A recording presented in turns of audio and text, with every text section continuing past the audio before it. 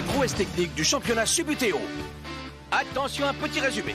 Superbe passe de Baggio, oh grand pont, le stade exulte. Fantastique attaque en débordement, mais faute, nous signale l'arbitre. Coup franc de De Palma en pleine lucarne, le gardien est trompé. Oh, magnifique. Subbuteo, on s'y croirait.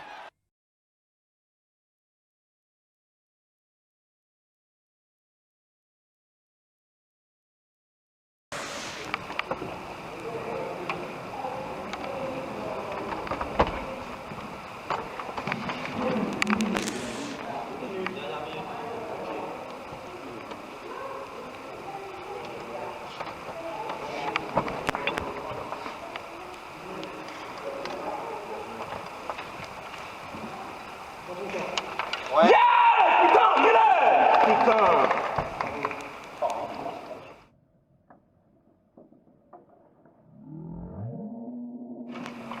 He always beat me at Subbuteo, 'cause he flicked a kick and I didn't know. Oh my perfect cousin, what I like to do he doesn't.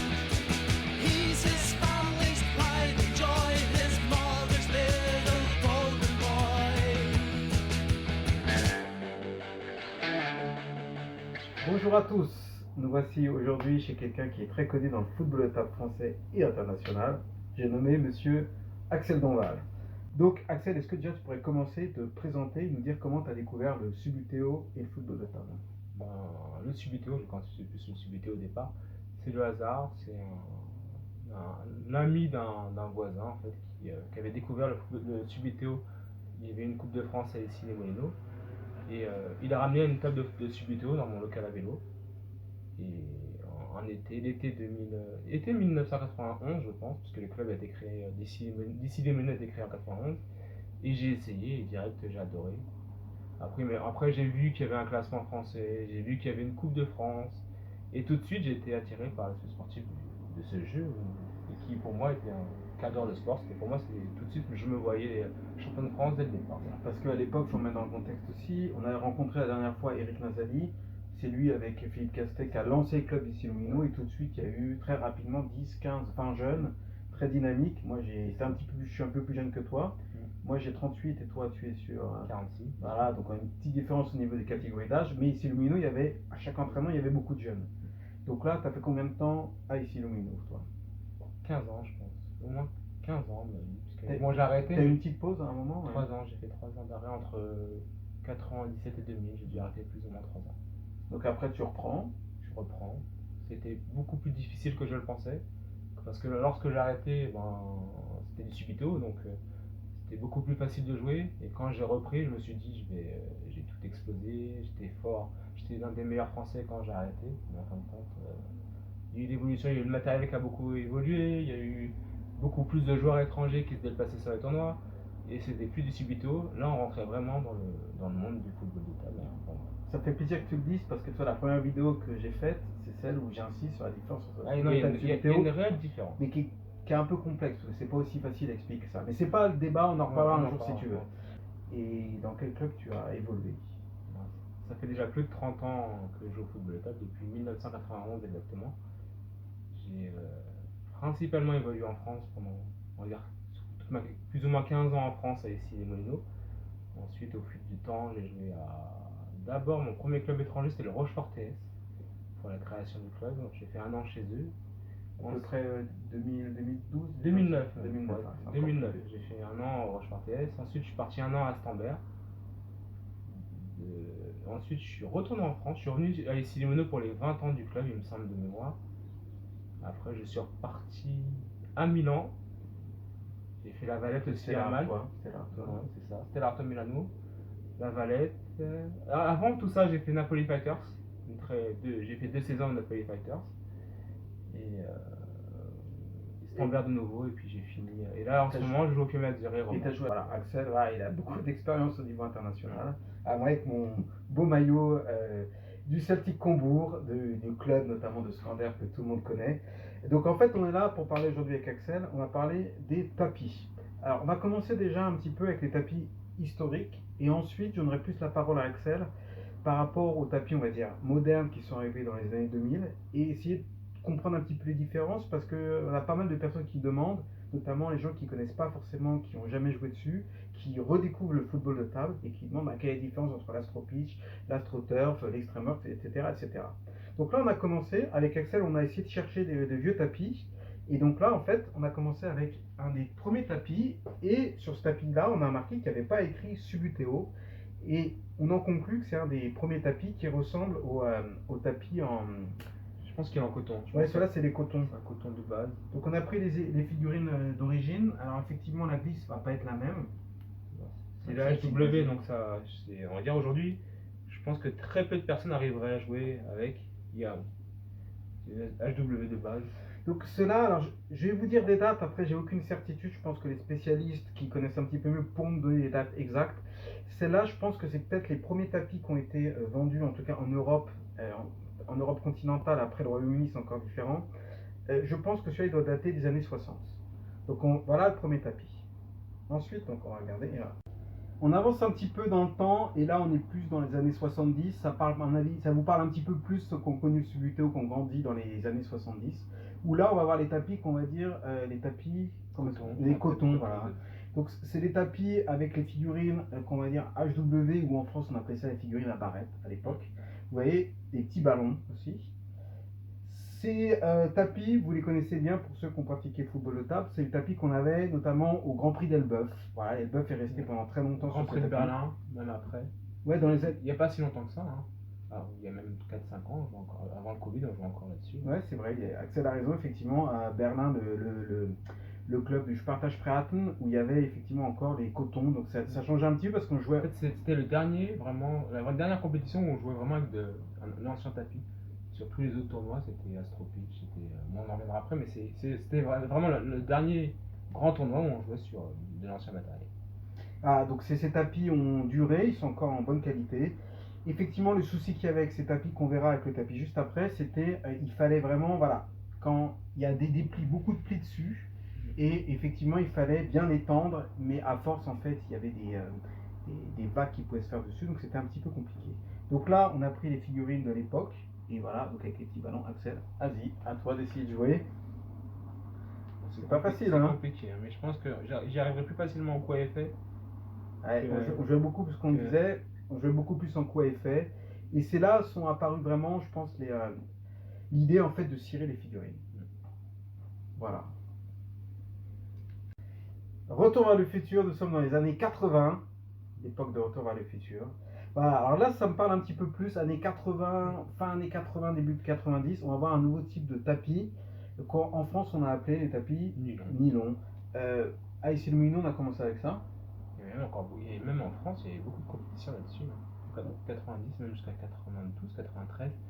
Il y avait juste à Sucy-en-Brie où vous avez de mémoire, vous avez des Astro-Pitch. Toutes les compétitions qui jouent en France, jusqu'à 93, c'était là-dessus. C'était sur nylon. Sachant qu'il y avait, hormis les Coupes du Monde, il y avait très peu quand même. Là, on parle des années 90 où la FIST a commencé à se structurer. On a commencé vraiment à jouer, nous, en France en tout cas, sur les tapis nylon. Alors, ceux-là, c'était pas forcément les meilleurs parce qu'effectivement, ils faisaient beaucoup de plis. Il y avait des bouloches qui pouvaient se mettre aussi. Et si vous les fixiez sur les quatre coins, en fait, les lignes, elles n'étaient pas droites. Non, mais souvent, on les collait quand même. C'était peut-être le rare tapis qu'on collait. Hein. Je pense que la plupart des gens ils collaient le tapis. C'était pas, toi, tes sensations de jeu à l'époque, tes souvenirs quand tu as commencé à jouer avec? Moi j'arrivais parce que j'avais pas d'Astro-Pitch, c'est ce que j'avais chez moi. Donc je me rappelle à l'époque on disait que j'étais champion sur nylon, parce que je faisais que je jouais que sur nylon. Après, moi ça me dérangeait pas. Même pour l'entraînement, limite, je trouvais ça mieux de m'entraîner là-dessus que de jouer sur Astro-Pitch. La glisse c'était pas mauvaise, mais après, rapidement, ça a été concurrencé par l'Astro-Pitch, et quand on va en parler, hein, tout de suite on parle d'Astro-Pitch, mais en fait le nylon, effectivement, bon, il a été quand même un petit peu déprécié assez rapidement. Voilà. Le problème du nylon, c'est que dès que ça va dans tous les sens, la balle elle part loin, même au niveau de la glisse, en fait, pour moi, même je préfère coton à nylon, pour moi c'était le pire des tapis celui-là. Bon, après, moi c'est plus sentimental, comme Axel, voilà, on l'a connu, on en trouve encore pas mal de ces tapis-là parce que c'est vraiment fin années 80, début années 90 où le jeu a été bien commercialisé. Et voilà, donc après les figurines, il a duré assez longtemps quand même, donc en fait il y a plein de différents types de figurines. On n'est pas là pour faire l'historique des figurines, mais voilà, j'ai sorti en fait les équipes. Ça, c'est les LW. LW, voilà, c'est celles qu'on avait. C'est pas forcément les meilleures, c'est celles où les socles n'étaient pas très pleins. C'est les pires, je crois même. En vrai, c'est les pires. Parce qu'il n'y a pas, il y a rien. Ça tourne, ça va. C'est vraiment pas stable. Je pense que c'est les pires figurines. C'est les pires bases en fait. Mais paradoxalement, c'est celles qu'on trouve quasiment le plus en fait, qui ont été le plus vendues. Voilà. Allez, Axel, montre-nous si tu arrives à Là, j'y jouer. arriverai. C'est mon type de tapis celui-là. Ah, tu vois? Ah, voilà, super. Avec les fameux ballons tango de l'époque. Les années 90, la Rolls-Royce du football de table et du Subbuteo. Le tapis Astro Pitch. Astro Pitch. Alors, c'est un tapis vraiment qui est presque mythique pour plein de raisons. Notamment, on avait parlé à l'époque du Grand Prix de Sucy-en-Brie qui a été organisé par le club de Sucy-en-Brie et Laurent Garnier. C'est un tapis qui se rapproche, on va dire, d'un tapis de billard, même si c'est encore autre chose. Et la surface, en fait, à partir du moment où l'Astro Pitch arrive, pour moi, on fait vraiment une évolution, un début d'évolution entre le Subbuteo et le football de table. Une petite anecdote, en fait, pour ceux qui connaissent très bien le tapis, eh ben, la superficie est un peu bizarre parce qu'en fait, il y a un côté qui est plus large que l'autre. Il y avait une raison, je sais que j'avais parlé l'ancien président du club d'Elbeuf qui m'avait expliqué en fait que Subbuteo avait demandé aux producteurs qui faisaient les tapis en Angleterre et au niveau d'impression en fait il ne pouvait pas faire exactement au milieu par rapport aux dimensions, donc il avait décidé de faire un endroit qui était un petit peu plus large que l'autre. Alors ces tapis, la production a été arrêtée fin des années 90. Il y a beaucoup de producteurs qui ont essayé de refaire la même chose, mais jamais aucun tapis pour moi n'a égalé en fait la qualité. Après on va parler plus dans la modernité, mais en tout cas il y a quand même quelque chose parmi les joueurs en France de l'Astro Pitch, il y a quand même quelque chose qui nous touche et nous à Ici Lumino pour le Grand Prix encore on joue dessus et il y a encore une qualité, ils ont quasiment pas bougé en 30 ans. Axel, est-ce que toi, qu'est-ce que tu penses par rapport à l'Astro Pitch? C'est quoi ton sentiment? Pour moi le football de table il commence sur cette surface. Là on rentre vraiment dans le domaine du sport. On sort du Subbuteo, c'est le point de départ du sport, moi c'est le point de départ, c'est une bonne glisse, beaucoup plus, ça devient vraiment très technique, on peut faire des contrôles de zone, ce qui était compliqué sur nylon possible mais compliqué, là c'est un nouvel ère en fait. Et sur les tirs, au niveau des tirs aussi, ça change. Pareil, en fait tout change, c'est plus de stabilité, donc après bon je sais pas comment dire ça peut-être certains diront ça nivelle le niveau ou ça, je sais pas comment on pourrait dire. Ouais, ça permet, en fait, finalement, ça a augmenté un petit peu le niveau général. Malgré tout, ça a permis à des joueurs techniquement qui n'avaient pas forcément les bases. Beaucoup plus facile. Moi, en fait, c'est un peu plus de facilité de jeu. C'est vraiment un tapis où on peut jouer au football de table. Axel, vas-y, à toi l'honneur. Donc là, déjà, on a ciré les figurines, donc la différence. Et on va voir au niveau des tirs. Alors, il y a eu plein de figurines différentes. Celles-là, c'est les dernières qui sont sorties. J'en avais parlé la dernière fois sur la vidéo. Avec les socles, en fait, plats qui sont pleins et plats. C'est les meilleurs. On va essayer de faire un tir. Vas-y, Axel, je vais au but.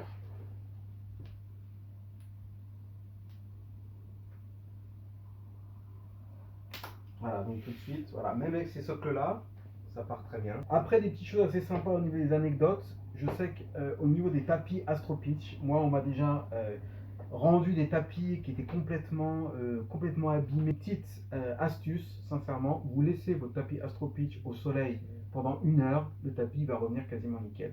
Les lignes, incroyables, les lignes ne bougent pas. Ça, c'est vrai. Les lignes, en 30 ans, ne bougent pas. À force de jouer, peut-être que certains tapis perdent un petit peu sur les côtés au niveau de la zone de tir, mais non, à peine. Ouais, quand on voit le nouveau Astro Pitch, j'en ai acheté un. On va le montrer tout à l'heure. Au bout de même 2 matchs, les lignes elles s'effacent et là on voit que vraiment c'est un tapis de qualité. Maintenant, les tapis ont un petit peu baissé au niveau des prix, mais quand la vente sur internet est arrivée, je me rappelle, on n'achetait pas un tapis Astro Pitch en dessous de 90 €. C'était vraiment au début d'eBay, je me souviens. En plus, avec le tube. Une petite anecdote aussi, un joueur belge, peut-être qu'il se reconnaîtra. Un jour, on discute ensemble et il me dit voilà, bah ouais, j'ai acheté un tapis Astro Pitch la dernière fois, j'étais super content, j'ai acheté ça 25 € sur eBay avec l'époque des enchères. Je le reçois chez moi en fait, bah non, il avait juste acheté le tube en fait. Et à l'intérieur du tube, il n'y avait rien du tout. Voilà, donc peut-être que certains le reconnaîtront, je ne veux pas dire son prénom, mais bon. Voilà, allez, on va avancer, on va continuer, on va juste revenir, là on est toujours sur la période Subbuteo, donc pour l'instant, on reste sur le Subbuteo. Je vais vous renvoyer sur la vidéo que j'avais faite, la première vidéo sur le football de table et Subbuteo. Là, on va faire un grand bond entre quasiment, on va dire, 97 et 2012, même 2013 pour la France, où là, je le répète encore, en France, on a eu un grand vide et plus rien du tout. C'est-à-dire que cette époque a été très dure pour nous, joueurs de football de table, pour attirer de nouveaux joueurs, parce que il y avait déjà, la vente sur Internet n'était pas aussi démocratisée, donc c'était un petit peu dur. Donc, je rappelle, 2013, Méga Bleu rachète la licence Subbuteo à Hasbro pour le marché français. Et on se retrouve avec les fameuses figurines flexibles. Là, on a l'équipe d'Allemagne et l'équipe de Saint-Étienne. Et avec de nouveaux tapis. Alors, ces tapis, il faut quand même en connaître une qualité, c'est que déjà beaucoup moins de plis. Alors, ça approche pas quand même l'Astro Pitch, mais malgré tout, alors Axel, toi, t'as pas joué dessus, je crois, tu ne sais pas. Je l'ai jamais sorti ce tapis. Il ressemble, en fait, on vient un petit peu sur les cotons. Il glisse un petit peu moins, donc il faut bien cirer les figurines à chaque mi-temps. Mais voilà, les tapis sont plutôt pas mal. Alors, Axel, vas-y, joue dessus. Non, mais c'est vrai qu'en fait, c'est jouable. Il faut pousser, mais c'est jouable. C'est bien mieux qu'Astro. Après, la petite anecdote, en fait, la dernière vidéo que j'ai faite avec Théo, vous avez vu, Théo a participé à la publicité avec Christian Carambeu pour le retour de Subbuteo. moi, je suis la main de Carambeu. Voilà, et en fait, exactement la petite anecdote, c'est qu'en fait, Christian Carambeu n'a pas joué sur toutes les scènes où en fait on voit une main jouer, et ben en fait c'est la main d'Axel. Voilà. Donc c'était Axel, la petite anecdote. Voilà, donc on va finir pour la partie qui est Subbuteo. On va rajouter une petite quand même, on va terminer là-dessus. Alors j'arrive. Là, je pense que ça date de 2015. Alors c'est assez nouveau et c'est assez sympa aussi. Une boîte qu'on trouve aussi en France dans les magasins de jouets, qui était la boîte de la Ligue des Champions. Subbuteo est la licence de la Ligue des Champions. Et en fait, on va voir le terrain, il est beaucoup plus petit. Et je trouve que ça c'est intéressant parce qu'une des difficultés qu'on rencontre des personnes en fait qui ont arrêté de jouer, parce que ça prend beaucoup de place en fait cette table là. Déjà le tapis, l'ancien tapis, il faut pouvoir faire une table, il faut pouvoir la stocker et ça prend de la place. Et en fait c'est assez sympa ce petit tapis. J'ai jamais joué dessus, j'ai jamais vu de table, mais on retrouve des dimensions un petit peu plus petites et on revient à la philosophie de Subbuteo qui est plus de proposer du jouet avec la licence Ligue des Champions. Voilà, peut-être que si l'un d'entre vous a fait une table dessus, ça pourrait être intéressant. Ça ressemble en fait aux tables, un petit peu les dimensions des tables Toker, dont on avait parlé la dernière fois avec Eric aussi. Voilà, donc on essaiera peut-être de jouer un jour si l'un d'entre vous a une table aux dimensions de ce tapis. Le tapis, je pense que ça ressemble un petit peu aussi, c'est un peu similaire. Je sais pas ce que ça donne, vas-y, essaie dessus. Ça fait moins moquette quand même. Essaie dessus. Je sais pas où est le non, ça fait quand même moins moquette. Mais non, ça glisse. Ouais, après, il faudrait le voir tendu, mais je pense que c'est pas ça mal. Va, Hein. ça va, en fait, finalement, ça va. Après, jouer avec 20 figurines dessus, les buts qui sont un peu plus petits, peut-être qu'il faudrait réduire le nombre de figurines, je sais pas, faut voir. Voilà. Donc voilà, on est parlé de la partie Subbuteo, l'évolution des tapis, on a certainement oublié. On va parler un petit peu plus de football de table et la matière, là, je vais laisser plus la parole à Axel qui va donner ses impressions, parce que j'ai beaucoup de questions pour savoir quel tapis il faut acheter. Alors, on ne sera pas les meilleurs, forcément. Le mieux, c'est d'essayer. Donc, on verra, on va voir, on va essayer de vous présenter les tapis en tout cas qu'on a ici et surtout qu'on joue avec lesquels on joue en France. Voilà. Le football de table. Alors, c'est toujours un petit peu difficile de définir la frontière entre le Subbuteo et le football de table. Peut-être l'aspect compétitif. Mais en tout cas, voilà. Là, on va s'intéresser maintenant au tapis pour faire de la compétition. Et on va commencer par la marque Astrobase, qui se trouve en Italie, à Gênes, il me semble. Vous connaissez peut-être pour les joueurs qui sont sur le circuit, c'est Enrico Tecchiati. Alors ça, ce tapis, Axel, parle-nous de ce tapis Astrobase. Bon, il me semble que c'est celui qu'on utilisait pour la série A italienne, mais je suis pas tout à fait sûr. En fait, mon problème avec Astrobase, c'est qu'il y a énormément de tapis différents. En fait, c'est compliqué, on ne sait jamais sur quel tapis on va jouer. Et par exemple, moi, je pense qu'au niveau Astrobase, je dois avoir au moins 5 tapis différents. Il y en a un. Et quand tu parles de tapis différents, il y a celui-là, on va jouer dessus après. C'est vraiment des jeux, c'est vraiment une glisse différente. Au-delà même de la marque et de l'époque, c'est vraiment même la matière qui est différente. C'est différent, c'est totalement différent. La balle, elle peut partir plus loin. Et en fait, je bloque par rapport à ce niveau-là sur cette marque, c'est que en fait, c'est par rapport au fait qu'il y ait tant de tapis différents. Voilà. Après, pour un joueur qui débute et qui a envie d'avoir du matériel, c'est très bien. Franchement, c'est limite, c'est. Au niveau des tirs, tu vas essayer. Les tirs, en fait, c'est une gestion qui c'est un peu différent. Voilà, donc- ça se lève vraiment bien. En fait, c'est bien. Mais là, là, tu parlais de compétition. En fait, c'est juste par rapport à la compétition où, en fait, nous, en tant que joueurs, on a du mal on sait pas sur quoi on va jouer. Par exemple, la prochaine Coupe du Monde, je suis sûr que la plupart des joueurs, ils savent même pas à quoi s'attendre. Sur la surface. Par rapport à la marque qui est Mhm. utilisée. Voilà, en fait, on va un petit peu en discuter, mais effectivement, c'est là où l'astropitch, on avait un côté un petit peu sentimental. C'est vrai qu'on s'était habitué à jouer sur l'astropitch pendant assez longtemps, 10, 15, 20 ans. Et il y a vraiment, moi, quelque chose au niveau du jeu et toutes les nouvelles surfaces qui arrivent, qui sont adaptées pour la pratique du football de table. Mais malgré tout, au football de table, on parle vraiment de détails. Et vraiment, c'est vrai que ça demande de l'adaptation, il faut avoir les bonnes figurines. C'est un nouveau sport, comme tu disais, pour toi, c'est le côté sportif en fait. On va dire que c'est quand même bien. C'est un peu comme au tennis où on a le gazon, on a la terre battue, on a les terrains en dur, et même après il y a plein de surfaces. C'est vrai qu'à ce niveau-là c'est intéressant. En fait un vrai joueur de football de table il s'entraîne et arriver sur une surface qu'on connaît pas, ça reste un problème. Mythique Astropitch, et il faut savoir que en fait Astrobase a racheté le nom Astropitch. Alors, je sais pas comment ça se passe au niveau de la marque qui est déposée, mais depuis cette année, depuis 2011-2012, c'est assez récent. Pas du tout. Donc il y a un tapis, voilà, on peut regarder ici le tapis Astropitch. D'aspect extérieur, c'est vrai que ça ressemble, la couleur est très proche de l'Astropitch. Maintenant, au niveau de la qualité, je ne vais pas vous cacher que je parlais des fameuses lignes qui en fait restaient après 20, 30, 40 ans limite. Et là, en fait, malheureusement, le blanc en fait part. Après, au niveau du jeu, c'est correct. Je pense Ouais, que ça glisse pas beaucoup. Et en fait, c'est juste l'usure. Je vois, je l'ai pris parce que je pensais que c'était le même tapis que le Grand Prix de Majorque. Au bout de 2 matchs, les lignes elles s'effacent complètement. Il y a une tonne de poussière et c'est le genre de choses qui n'arrivent pas avec l'Astro Pitch, qui n'arrivait pas avec Extreme Pitch. Donc c'est aussi mon problème, c'est le prix des tapis aujourd'hui. Là, ce tapis m'a coûté près de 100 euros, pas tout à fait 100 euros, et il tiendra même pas un an. Alors qu'avant, quand on mettait autant d'argent dans le tapis, il durait 5 ans, 6 ans, 7 ans, 8 ans, et j'exagère. Et je te reprends, en fait, il y a un vrai problème aussi qu'on a en tant que Français. On va revenir après avec ce qui s'est fait en France. C'est qu'effectivement, le tapis, en fait, ils ont une difficulté, c'est que c'est rond. Et que par la poste, dans tous les pays du monde, ça coûte cher. Et que les frais d'envoi, puisque c'est là principalement des Italiens qui produisent les nouveaux tapis de compétition, et ça coûte relativement cher rapidement, 15-20 euros juste pour l'envoi. Pour un tapis qui, au départ, est entre 50 et 70 euros, c'est quasiment 20-30% du prix. C'est vrai que ça rebute pas mal de personnes en fait d'acheter du tapis de compétition. C'est une réalité aussi. Les tapis Extreme Pitch qui viennent de la marque Extreme Works, qui sont je crois fabriqués à San Remo en Italie par Claudio Dogali.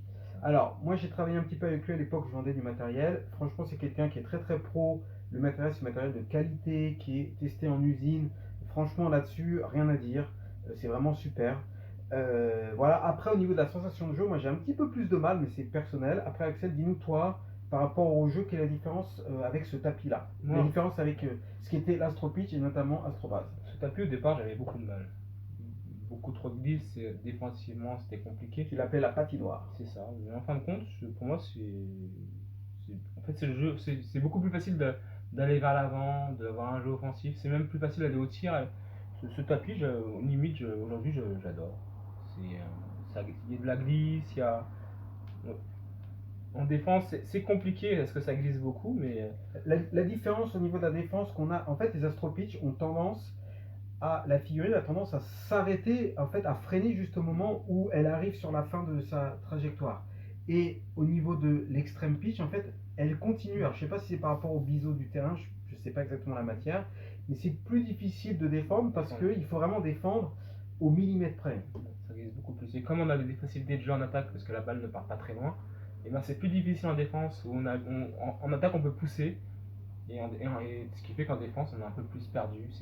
Voilà. Pour moi c'est ce que je ressens sur cette surface. Mais c'est sympa, il y a la plupart à un moment la Serie A jouait dessus pendant longtemps. Oui, pendant très longtemps. Il y a le major de Framery qui est équipé. Alors oui, il y a deux types d'extreme pitch aussi. On en a parlé tout à l'heure ensemble.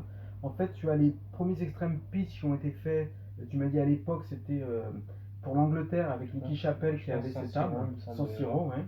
Et après, il y a une série qui a été faite, qui m'a été utilisée, je pense, au Major de Milan aujourd'hui, qui est utilisée, ouais, c'est ça, le Major de Milan.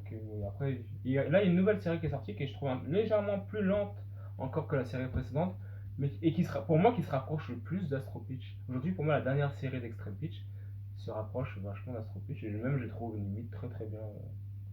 Après, c'est très dur parce que là, on parle vraiment de détails. Ça se voit pas forcément sur les tapis, c'est très dur. Comme les figurines, de savoir en quelle année elles ont été produites. Il vaut mieux essayer. Alors, c'est toujours plus simple d'avoir un club à côté de chez soi et essayer. En tout cas, pour faire un résumé, c'est que tous les tapis dont on parle pour le football de table, là, qu'on va vous présenter, c'est des tapis que vous achetiez en occasion, alors s'ils sont encore en bon état, ou neufs, pour lesquels vous allez vraiment pouvoir vous amuser, pratiquer le football de table. Après, ça va être vraiment des détails, on va dire, sur le style de jeu, mais en règle générale, tout c'est pour la compétition C'est quasiment. ça. Moi, tous ces tapis, c'est des tapis. Même celui-là, on va revenir sur Astrobal, ça, c'est des tapis de compétition. Mais après, il y a un coût. Il y a quand même un coût qui est assez. On est toujours sur des. Là, c'est entre. Alors, sans compter les frais de port, on est sur entre 70, 80. Avec les frais de port, je pense qu'il y en a quand même pour 100 euros. L'Astro Pitch d'Astro Turf, il y en a pour 96 euros. Donc il faut compter plus ou moins 100 euros pour un tapis, plus ou moins. Sans compter après fabriquer la table, c'est encore une autre question. Plus la perte voilà. de Plus les vue. buts. Ouais. Donc c'est un sacré budget. Il y a très peu de produits de football de table qui ont été fabriqués en France. Sincèrement, de mémoire, je parle de football de table. Un petit peu à l'époque, le club de Louvroy, j'avais montré des figurines en balsa, notamment aussi les buts. Je sais qu'il y a quelques buts qui ont été fabriqués. Il y a tapis aussi. tapis, ouais, effectivement. Si, là, c'était leur propre tapis qu'ils avaient à l'époque. Mais qui n'ont pas été, en fait, il n'y a rien qui a été homologué et commercialisé en fait. Ils Vraiment. ont quand même fait un Open international sur leur surface.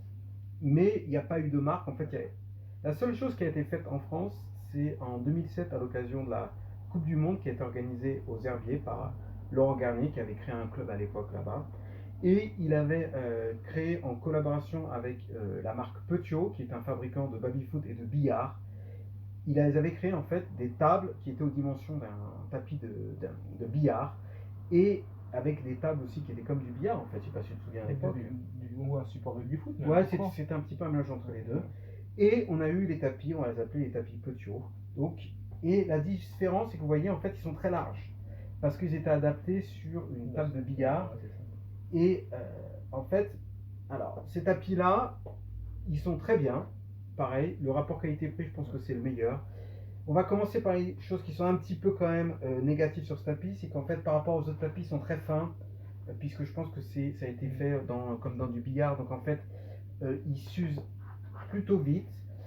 Et au niveau des lignes aussi, à force de jouer, elles s'abîment. Mais ça, c'est faut vraiment faire de la compétition, je beaucoup. Maintenant, accepte tes impressions par rapport à ce tapis-là. Bah, on va dire entre mettre 100 euros et le rapport qualité-prix est beaucoup. On va dire c'est 50 euros plus ou moins pour un tapis comme ça. 9. Et niveau sensation de jeu, pareil, c'est quand même, ça reste convenable, même beaucoup mieux que Nylon ou tout ce qu'a fait Subito. Là, on est encore sur l'aspect compétition, c'est toujours intéressant. En France, on a joué beaucoup de compétitions. Et on reste sur le type de tapis que faisait Astro Pitch. On reste sur le même type de tapis qui est facile à rouler, dérouler. Voilà. Après, peut-être que c'est plus simple maintenant. Comme ces tapis ont été faits pour des tables de billard, en fait, si vous voulez l'adapter sur votre propre table, vous coupez en fait, tout simplement sur les côtés pour faire un petit peu plus petit et puis pour faire rentrer sur une planche. Après c'est vrai que ça glisse moins qu'un Extreme Pitch, moins qu'un Astro Turf. Mais après, ça reste quand même des très bons tapis pour la compétition. Et on peut encore en trouver sur internet, je pense. Oui, encore. Sur Vinted, je pense que sur Gab. Il y en a encore. Ouais, moi, j'en ai encore beaucoup. Pour ceux que ça intéresse, vraiment. Ça, je pense que pour moi, en plus, c'est français. Après, pour l'envoi, c'est comment tu fais pour envoyer ces tapis-là? C'est comme assez en carré, en fait. Je sais pas. C'est un envoi, pas en tube, mais en carré. Donc c'est voilà, pour 40 euros, sans compter les frais de port, on peut avoir un tapis. Pour commencer, sincèrement, pour moi, alors vous avez tout ce qu'on a montré, qui était le Subbuteo, qui est très bien pour s'amuser, pour jouer avec les enfants, etc. Et là, on est plus le jeu entre ados, entre adultes, et ça va être la transition un petit peu sur l'aspect vraiment compétition internationale, là, on peut très bien faire des compétitions dessus. On l'a fait en France, on a fait des Mm. Coupes de France, des Championnats de France. Il y a une Coupe du Monde qui a été jouée aussi dessus.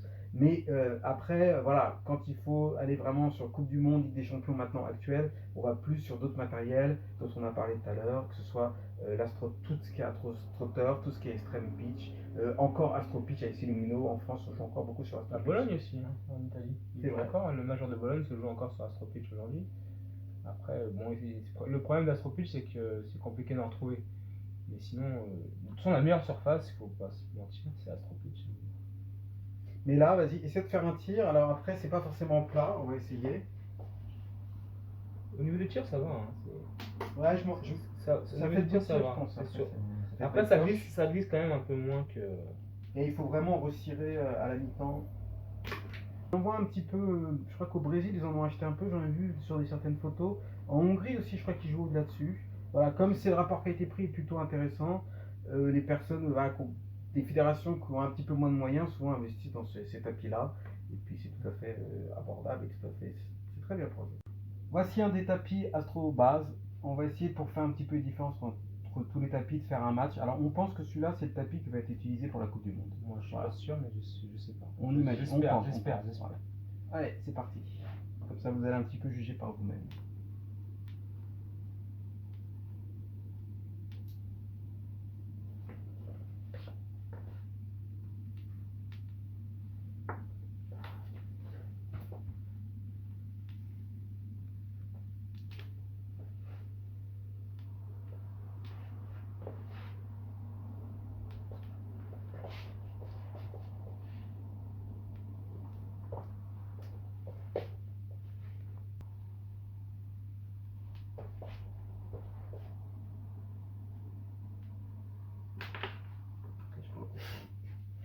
Bravo, félicitations.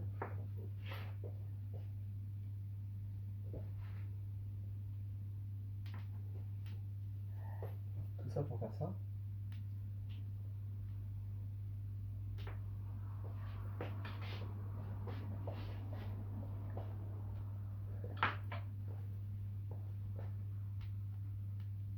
Back. Ouais.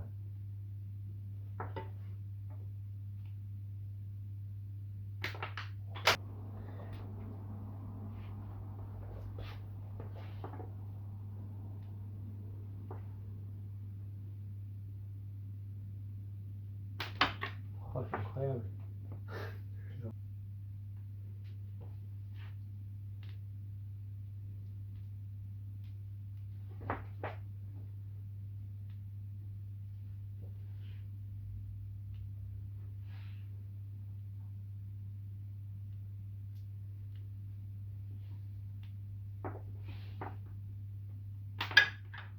Voilà.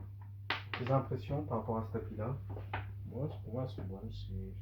J'aime bien ce tapis. Après, je sais pas. Non, vraiment, ça va. Ça... Pour moi, il ressemble quand même beaucoup à l'Astro.